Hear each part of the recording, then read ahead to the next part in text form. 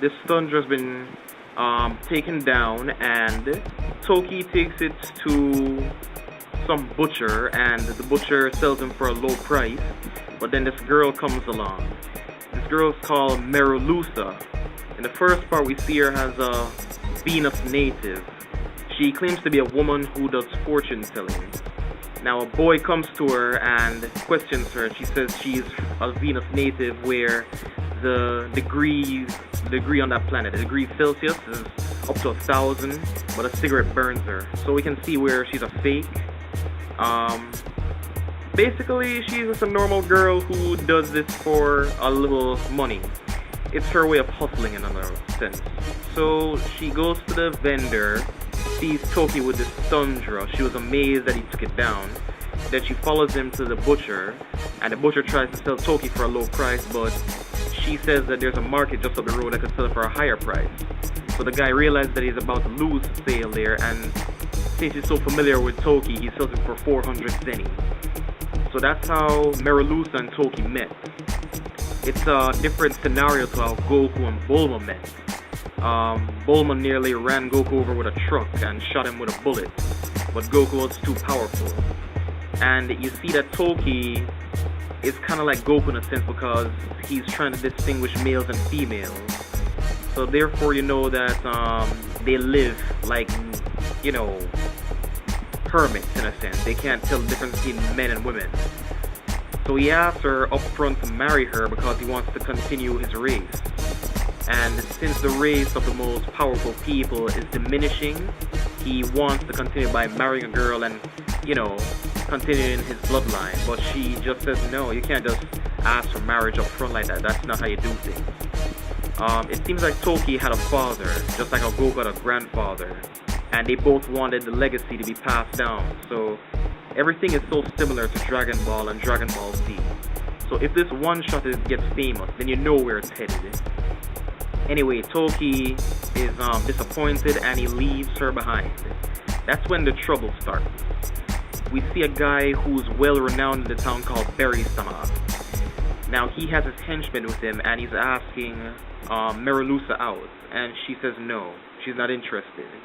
So he pulls his sword out and they all cause some trouble, and we see where these guys are really ruthless because two guys are laughing at Berry-sama and he takes his gun out and shoots both guys. So it's kind of like the Red Ribbon Army here. That's basically how they act. Anyway, she's running away from them and Berry-sama summons one of his henchmen to shoot her in the leg because he wants to take her out on a date by force. The guy shoots her in the leg and she drops out in the forest area and they chase her. It seems like Toki has good ears because he heard the shot from miles away. Now we see where he has the powers of a Saiyan, but his race is different. He's an Aurumoculi as well, so that's why he has these abilities like a Saiyan from Dragon Ball Z. But they're different. We're talking about something different here.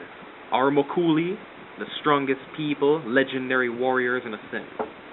He rushes back and intervenes in this squabble and prevents them from continuing any more violence. So one of the guys takes out a sniper and he annihilates the guy, but doesn't kill him, he just injures him.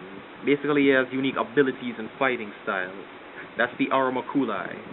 A guy named Quina intervenes next and they begin to fight, but they fight on the same level. It was then that Toki confirmed that he was an Aurumoculi as well, and Quina says yes, he is. He quits because he doesn't want to work for Berry-sama anymore because Berry-sama is like a spoiled child. He leaves and he quits. He looks like Dr. Giro if you look at the beard and the hairstyle and everything. And funny as it is, Toki looks like Trunks in this as well. Now, Quina leaves and Berry-sama gets upset and he tries to point a gun at Merulusa the killer, but a Thundra kidnaps him. Now, Toki's an expert with a gun. He takes the gun and he shoots the Thundra down, and Berry-sama lands in a river, and one of his henchmen goes to save him. So there's another henchman there. He's a big guy, very fast. He takes Merulusa and one of the injured henchmen to the hospital, and Toki follows them. So those three now become friends. The big henchman, Merulusa, and Toki. They want to continue finding Aurumoculi to see if Toki has any more people out there like him so the bloodline can continue. If this one-shot becomes famous, I think that Toki's gonna try and go after Queena, one of the henchmen that he fought. So basically that's how it ends. And I can say that it's an incredible one-shot manga. I really approve of it. So I don't know what you all think. I'm sustaining the anime industry by doing this review right here. Give me your feedback on it. I'm just gonna show you some quick clips. Catch them quickly if you can. I know I'm not supposed to do it, but try and catch them. This is my review for today. BLUEGOD out.